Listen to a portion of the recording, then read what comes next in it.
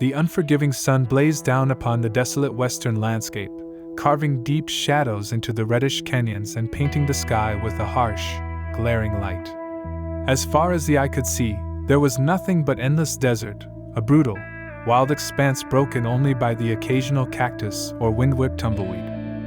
In this arid wilderness, two figures moved slowly, their forms distorted by the shimmering heat. The first was a grizzled man named Marshall, tall and broad-shouldered with a stern, weathered face that told tales of hardship and toil. He was a man of the West, born and bred amidst the harsh landscapes, with sand in his veins and sun in his eyes.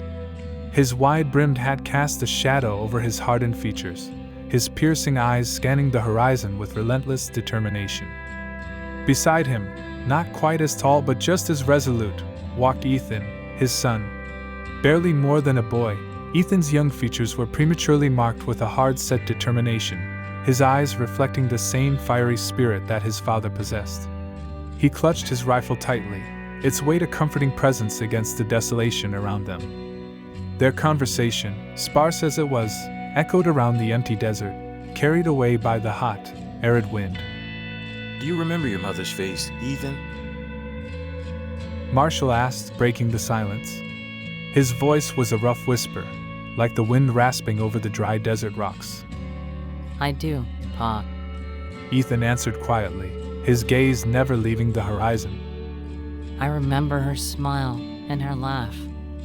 A sigh slipped from Marshall's lips, his fingers tightening around the reins of his horse. The memory of Clara was still fresh, her laughter echoing in his ears, her face bright in his mind. But there was a pain too, a dull, throbbing ache of loss. And you remember what happened to her? Marshall's voice was hoarse, a word in effort. Ethan was silent for a moment, his young face hardened. I remember, Pa. That's why we're here, isn't it? The older man nodded, his gaze darkening. That's right, son. We're here to make things right. Marshall glanced at his son, pride and sorrow mingling in his eyes. Ethan was so young, too young to be embroiled in such a mission of vengeance. Yet he was here, by his side, fueled by the same fiery resolve. Clara had been their world, and her brutal murder had shattered that world into pieces. The man responsible was still out there, hiding behind a veil of anonymity. They didn't know his name, but they knew his face, and they were determined to make him pay. The day was drawing to a close, the sun dipping lower in the sky, casting long, stretching shadows over the barren desert. Marshall and Ethan continued their journey, driven by the memory of Clara and the need for justice. The desert was unforgiving, but they were harder still. The journey was only just beginning. Their quest for vengeance had taken them from the comfort of their home into the heart of the untamed West. Ahead lay more trials and tribulations, but they would face them together, bound by blood and united by a common purpose. For Clara. For justice. For revenge. Their journey continued for days under the relentless desert sun, each step bringing them closer to their goal, each breath tasting like the sand-laden wind. Silence prevailed, broken occasionally by a murmured observation or a shared memory, mostly of Clara. One day, the featureless expanse of desert gave way to a meandering river, its waters a refreshing respite from the scorching heat. The sight stirred a faint glimmer of hope in Marshall's heart. This was the signal they had been waiting for, a marker on their path to revenge. The trail to Clara's murderer led them here. Crossing the river was a daunting task. It rushed fiercely, gnashing its teeth on the weather-beaten rocks, a clear defiance to the parched desolation that surrounded it. Stay close, Ethan. Marshall ordered, his voice barely rising over the noise of the rushing water. His stern gaze flickered between the roaring river and his son. Don't let go of the rope. Ethan nodded, his young face set in a determined scowl. Marshall could see the fear in his son's eyes, but also the unwavering resolve. That was what gave him strength. They tied one end of a sturdy rope around their waists, and the other end to their trusty horse. Then, step by step, they ventured into the river, battling the currents that threatened to sweep them away. The water was colder than Ethan expected, soaking through his clothes and numbing his skin. He stumbled and slipped on the smooth river stones but held on tight, the rough rope chafing against his raw hands. Marshall was ahead, guiding him, the figure of his father an unyielding rock amidst the violent river. They emerged on the other side, drenched and exhausted but unbroken. Marshall looked back at the river, its waters less menacing now that they were safely on the other side. He clapped a hand on Ethan's shoulder, squeezing tightly. You did good, son. As they continued their journey, another threat loomed. A rustle in the sand caught Marshall's attention. He squinted, his heart skipping a beat as he spotted the diamond-patterned skin of a rattlesnake just inches away from Ethan's foot. Ethan, stay still. He barked a warning, his hand instinctively moving to the handle of his knife. The snake was coiled, ready to strike, its beady eyes locked onto Ethan. Ethan froze, his breath hitching as he realized the danger he was in. Marshall was quick and efficient. In one swift motion, he hurled the knife. The blade hit the snake with deadly precision, its body writhing in the sand before growing still. The tension left Marshall's body in a rush. He exhaled, pulling Ethan into a rough hug. Close call, Ethan. He murmured, his voice thick with emotion. Ethan nodded, his eyes wide with the lingering fear. In the aftermath of their narrow escape, they sat by a dying fire, each lost in their thoughts. The image of Clara flashed in their minds, her warm smile, the love in her eyes. It was for her that they braved the desert, the river, and the snake. It was for her they were on this quest for vengeance, to seek justice from the man who had stolen their joy and peace. As night draped the desert in its dark cloak, they dreamed of vengeance, their hearts resonating with a single name, Clara. The following morning saw them back on their journey, each new day bringing them closer to their goal. They rode tirelessly through a landscape that slowly began to change. The vast desert was gradually giving way to a more habitable terrain, a sign that they were approaching the edges of civilization. And then they saw it. Rising from the horizon, a silhouette of a town began to take form. It was small and unassuming, the dusty outlines of buildings just discernible in the afternoon haze. Its name was Meadowbrook, a little-known outpost on the frontier, their destination. Marshall squinted, scrutinizing the distant town. That's where he is, Ethan. He declared, his voice cold and hard. That's where that dog is hiding. His son's gaze hardened at the mention of the killer. They spurred their horse into a trot, the town growing larger with every step they took. The town was small, with an air of quiet resignation about it. Its buildings were old and weathered, their wooden facades worn by the unforgiving elements. Their first stop was the local saloon, a necessary hub of information in any frontier town. The establishment was humble, populated by the usual crowd of hardened frontiersmen and drifters. The air was thick with smoke, laughter, and the occasional burst of song from a pianist in the corner, his fingers dancing expertly on the keys. Ignoring the curious glances that greeted their entrance, Marshall approached the bar.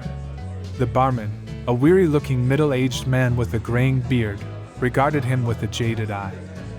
Whiskey for me and a sarsaparilla for the boy. Marshall ordered, tossing a coin onto the counter. As the barman went about pouring their drinks, Marshall leaned in closer. I'm looking for a man. Tall, slim, bald, with a large mustache. The barman paused, his eyes narrowing slightly. You're not the first to ask about him. His name is Levy. He said cautiously. You lawman?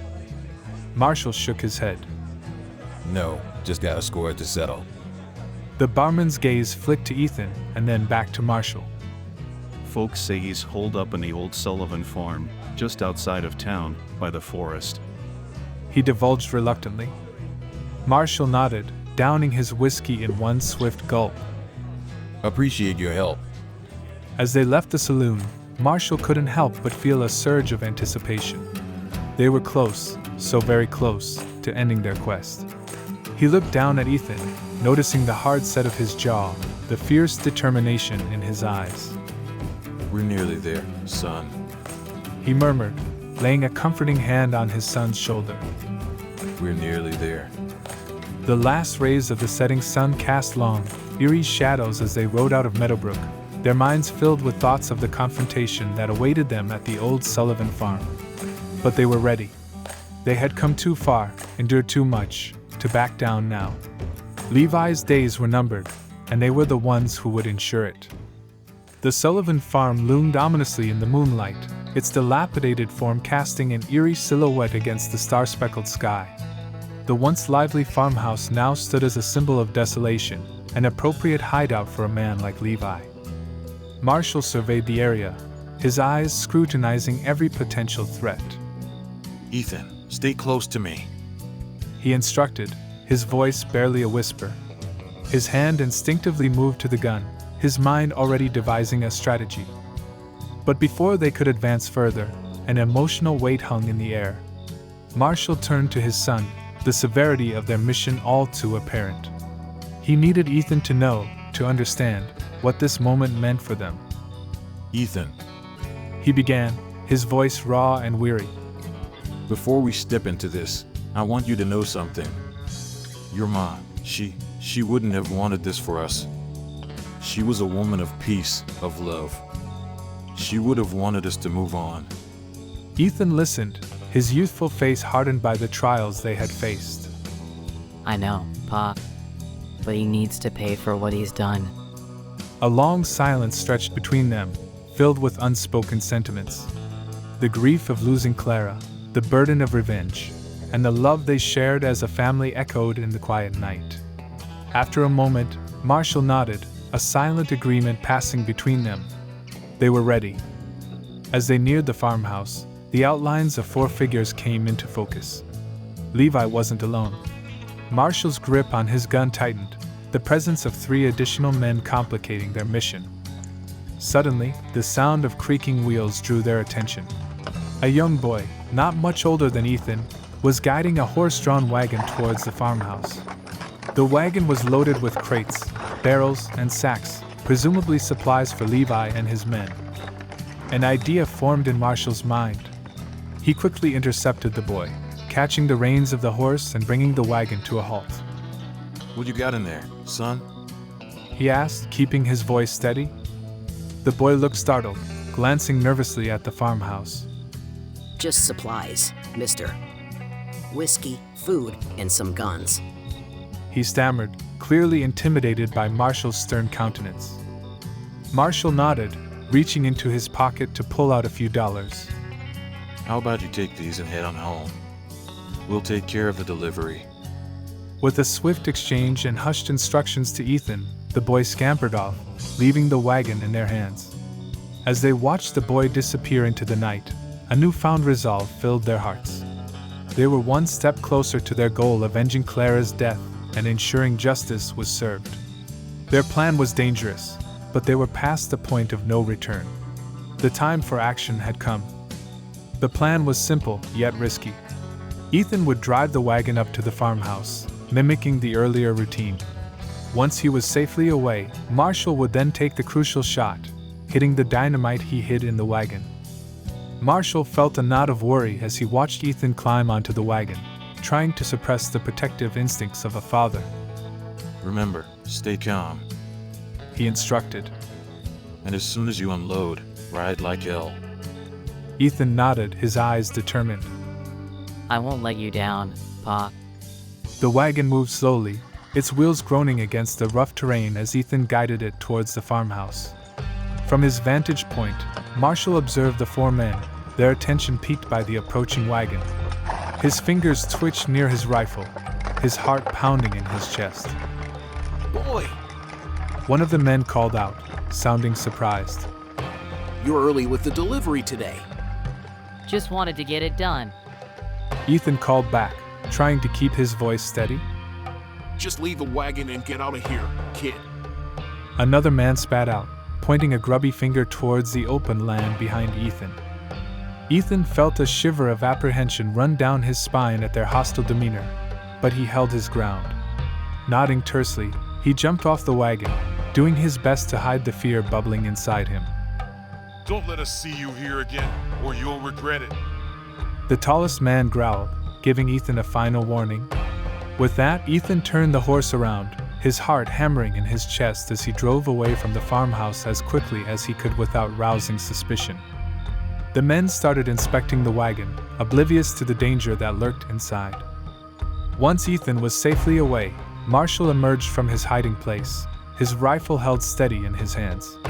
His eyes narrowed on the wagon, his mind focused on a single objective, the hidden dynamite nestled amongst the crates. His fingers squeezed the trigger, and the shot echoed through the quiet night. The explosion that followed was deafening, a brilliant burst of fire and smoke that consumed the men and the wagon. Marshall shielded his eyes against the harsh light, his heart pounding wildly in his chest. When the smoke cleared, 3 bodies lay strewn on the ground, lifeless. But one figure was missing. Levy. Marshall hissed under his breath, his eyes scanning the surroundings. His heart sank as he saw a figure dart into the nearby forest. Levy, still alive. Ethan. Marshall called out, his voice urgent as he mounted his horse. Levy's in the forest. We have to go after him. Ethan, who had watched the scene unfold from a safe distance, quickly followed his father's lead.